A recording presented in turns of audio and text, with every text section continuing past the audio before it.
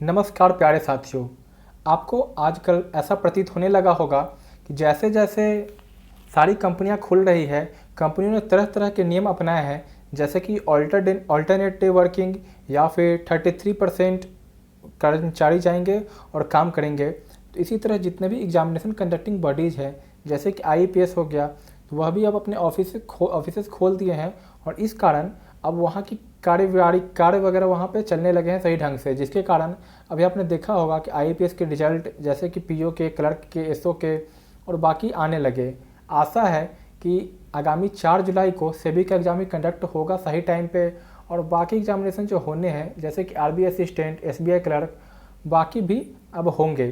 तो हम अपनी पढ़ाई जारी रखेंगे।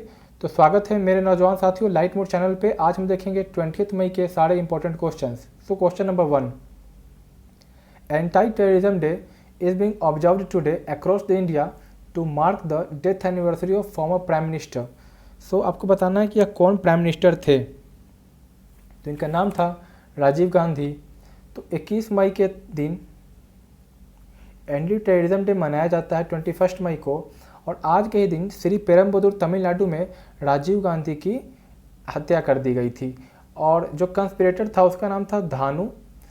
यह आपको मैं बता दूं कि यह एक सुसाइड बॉम्बर का इसने किरदार निभाया था और यह अपने बेल्ट में आरडीएक्स लेडेन इसका बेल्ट था और इसके कारण इसने आया था और फिर सुसाइड बॉम्बर था तो फिर इसने अपने आप को ब्लास्ट कर लिया था और राजीव गांधी की उसमें जान चली गई थी।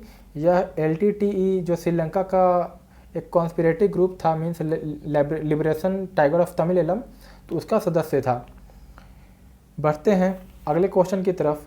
मोबाइल ऐप नेशनल टेस्ट अभ्यास is launched by which ministry. तो यह जो ऐप है नेशनल टेस्ट अभ्यास, तो बेसिकली यह आईआईटी जेईई की प्रिपरेशन के लिए लाया गया है, जिसमें जो बच्चे हैं जाकर मॉक टेस्ट दे सकते हैं।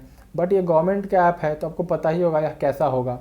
खैर, जब आईआईटी जेईई मैंने बोल दिया तो इसका आंसर होना चाहिए एचआरडी मिनिस्ट्री, जिसके अंदर एजुकेशन डिपार्टमेंट आता है। एचआरडी का फुल फॉर्म होता है ह्यूमन एंड रिसोर्स डेवलपमेंट। इसके जो मिनिस्टर हैं वो है रमेश पोखरियाल निशंक, जो एक बहुत ही बड़े ऑथर भी हैं। इन्होंने लगभग 45 बुक्स से ऊपर लिख रखा है और इनका जब यह किताब लिखते हैं, इनका जो पेन नेम होता है, जैसे रामधारी सिंह दिनकर था तो उनका पेन नेम दिनकर था। सूर्यकांत त्रिपाठी का पेन नेम निराला था, सूर्यकांत त्रिपाठी निराला उनका पूरा नाम। इसी तरह इनका पेन नेम है निशंक और पूरा नाम है रमेश पोखरियाल निशंक। यह हरिद्वार के मेंबर ऑफ पार्लियामेंट है और हरिद्वार उत्तराखंड में है। तो बढ़ते हैं अब अपने अगले प्रश्न की तरफ। Who has won Alexander Dalrymple award 2019। तो यह अवार्ड अभी दिया गया है। तो यह अवार्ड बेसिकली हाइड्रोग्राफी में दिया जाता है। हाइड्रोग्राफी को माना जाता है कि यह एक साइंस और टेक्निक दोनों है, मीन्स साइंस और टेक्नोलॉजी इसमें दोनों यूज आता है, ताकि पानी के अंदर क्या क्या गतिविधियाँ हो रही है उसमें इन्हांसमेंट हो सके। मीन्स टेक्नोलॉजिकल एडवांसमेंट और साइंस, एक्चुअली साइंस और टेक्नोलॉजी दोनों अलग अलग है। टेक्नोलॉजी का मतलब होता है कि आप टेक्नोलॉजी को किस तरह आत्मसात कर रहे हैं। मीन्स कि किसी मानिए कोई एजेड इंसान है तो वह टेक्नोलॉजी वह भी यूज कर सकता है, जैसे व्हाट्सएप है तो वह भी यूज कर सकता है, मीन्स टेक्नोलॉजी का यूज वह कर रहा है। बट साइंस एक अलग चीज़ हो जाती है, साइंटिफिक टेम्परामेंट अलग चीज़ होता है और फिर उसके सोचने समझने का एक साइंस का नज़रिया ही कुछ अलग होता है। दोनों अलग अलग चीज़ें हैं। आपको यह जानना है सिंपल कि साइंस और टेक्नोलॉजी दोनों हाइड्रोग्राफी में यूज होते हैं बेहद भारी लेवल पे और यह अवार्ड मिला है। आप नाम में कन्फ्यूज मत होना, यह है विनय बाधवार। ठीक, आप याद रखना कि नाम में ही वॉर है, WAR, नाम में ही युद्ध लगा हुआ है और विनय आपको याद रहेगा।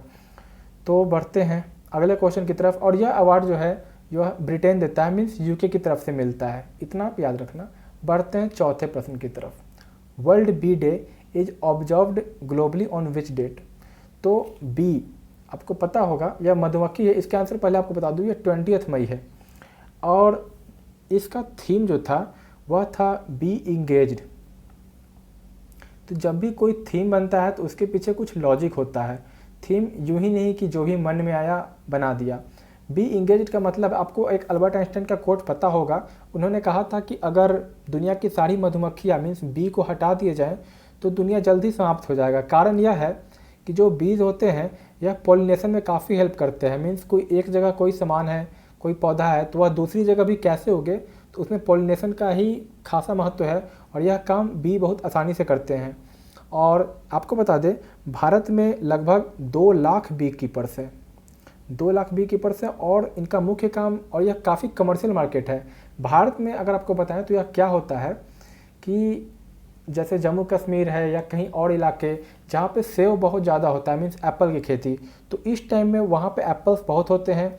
तो जैसे भी मार्च अप्रैल मई का महीना था, तो ये सारे bee keepers, 2 lakh bee keepers में से काफ़ी सारे वहाँ पे जाते हैं, वहाँ पे आर्टिफिशियली मधुमक्खी के खोते लगाते हैं, छत्ते लगाते हैं और फिर वहाँ पे क्रिएट करते हैं वहाँ पे हनी बी। और अभी चूँकि कोविड के कारण यह सब नहीं हो पाया, तो आपने देखा होगा कि जब निर्मला सीतारमण ने अभी आत्मनिर्भर भारत के तहत पैकेज जारी किया, तो उसमें बी कीपर्स को 500 करोड़ दिए गए ताकि इनका क्रियान्वयन चलता रहे या इफ़ेक्ट नहीं हो ज़्यादा। सही बात। तो मानना यह है कि जो बी है उनको लगातार इंगेज रखना चाहिए। अगर बी इंगेजिंग नहीं रहेंगे तो फिर यह सही नहीं है, पोलिनेशन रुक जाएगा। आपको पता होगा। खैर, इतना काफ़ी था आपके लिए। बढ़ते हैं अगले प्रश्न की तरफ। Question number 5, railways most powerful 12,000 horse power made in India locomotive makes maiden commercial run built by French company Alstom at factory in. तो यह फ्रांस की बहुत बड़ी कंपनी है एल्स्टॉम, जो कि इस तरह की मशीनें बनाती है। यह 12,000 हॉर्स पावर का मेड इन इंडिया लोकोमोटिव है। तो यह बन रहा है बिहार के मधेपुरा में। आप यह याद रखना, इम्पॉर्टेंट क्वेश्चन है। बढ़ते हैं छठे क्वेश्चन की तरफ। Who has been appointed as new president of Indian Steel Association ISA? इसका सही आंसर है दिलीप उमेन। यह अभी जो आर्सेलर स्टील है उसके CEO हैं।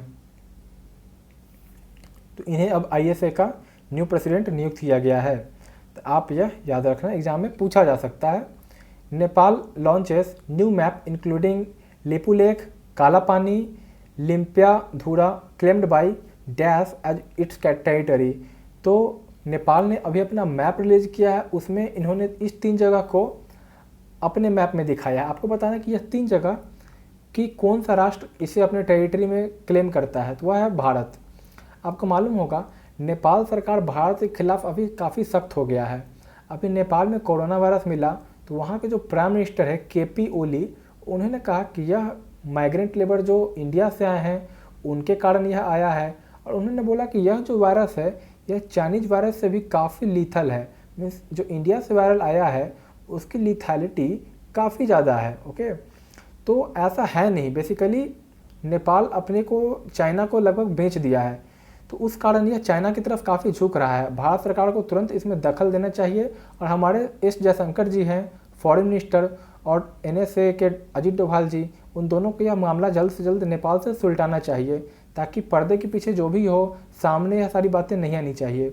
अगर वहीं हम काला पानी को देखें तो यह जो उत्तराखंड का पिथौरागढ़ है उसके अंडर इसको दिखाया जाता है, भारत सरकार दिखाती है, बट अब नेपाल इस पर अपना क्लेम कर रहा है। तो यह सारी चीज़ नेपाल से जल्द सुलझानी होगी, जो कि एक हिंदू राष्ट्र है। तो बढ़ते हैं 8वें प्रश्न की तरफ। Aid given by India to UNRWA, जिसका फुल फॉर्म है United Nation Relief and Work Agency working for the welfare of फ़लस्तीनी रिफ्यूजीज़। तो यह रकम जो भारत ने UNWRA को दिया है यह है $2 मिलियन। भारत का बेसिकली निर्गुट पक्ष रहता है, ना ही किसी की तरफ झुकाव नहीं, तो उसके तहत भारत इसमें फ़ंड देता है फ़लस्तीनी रिफ्यूजीज़ को। इजराइल से भारत के संबंध अच्छे हैं और फ़लस्तीन से भी, इसी के लिए नैम वगैरह आया था। तो भारत का है जो निर्गुट पक्ष है उस कारण।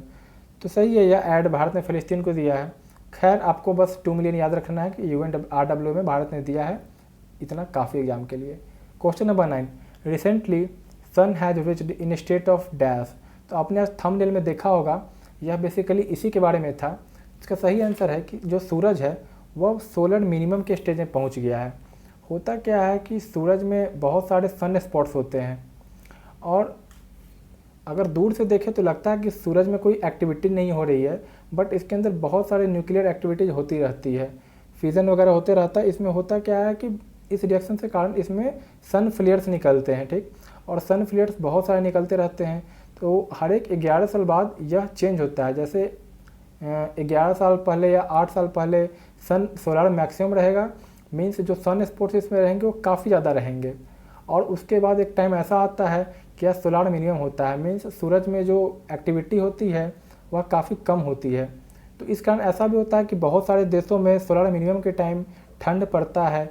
और पुराने ज़माने में जैसे 18th सेंचुरी 17th सेंचुरी में देखा गया था कि यूरोप में काफ़ी जगह काफ़ी ठंड पड़ी थी, उससे काफ़ी डेथ वगैरह हुआ था।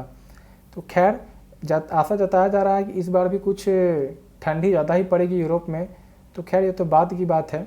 आप इस क्वेश्चन को बस याद रखना कि सोलर मिनिमम का भी स्टेज आया है सन में। बढ़ते हैं आखिरी प्रश्न की तरफ।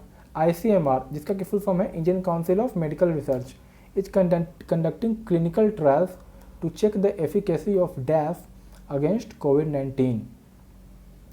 तो ICMR जो है, आपने शुरू में सुना होगा कि टीबी की एक दवा होती है, ट्यूबरकुलोसिस की वैक्सीन वैक्सीन तो नहीं, बेसिकली दवा ही है। तो वो जो है कोरोना वायरस में काफ़ी हेल्प कर रहा है, ऐसा क्लेम किया गया था। तो ICMR है बेसिकली उसी का इफिकेसी टेस्टिंग कर रहा है कि कैसे ये बिहेव करता है। उसका नाम है BCG, फुल फॉर्म इसका होता है बैसिलस कैलमेटिग्यूडिन। और ये जो AZT है, यह भी आप याद रखना, इसका फुल फॉर्म होता है एजिडोथाइमाइडाइन। यह HIV में यूज होता है, HIV एड्स कंट्रोल करने में, और BCG होता है TB में। तो BCG पे क्लिनिकल ट्रायल्स ICMR कर रही है। साथियों, हम आपके लिए अब फ्री कोर्सेज में हमने एक स्टैटिक भी चालू कर दिया है, और भी तरह तरह की वीडियोज़ हैं, तो आप देखें और फीडबैक दें और उसका आनंद लें। और कोई सा भी समस्या हो कृपया हमें बता सकते हैं, ठीक है साथियों। तो थैंक्स फॉर वॉचिंग। अगर आप लाइव देखना चाहते हैं हमारे GK वगैरह, तो हमें 1000 सब्सक्राइबर कम से कम चाहिए। तो अपने क्रिएटिव तरीके से हमें कृपया लाइक बढ़वाएं, सब्सक्रिप्शन हमारे बढ़े, ज़्यादा सब्सक्राइबर हो तो बेहतर होगा। तो और अगर आप नोटिफिकेशन मिस नहीं करना चाहते हैं लाइट मोड का, तो जो बेल बटन है उसको ज़रूर प्रेस करें, नहीं तो आप नोटिफिकेशन मिस कर जाओगे।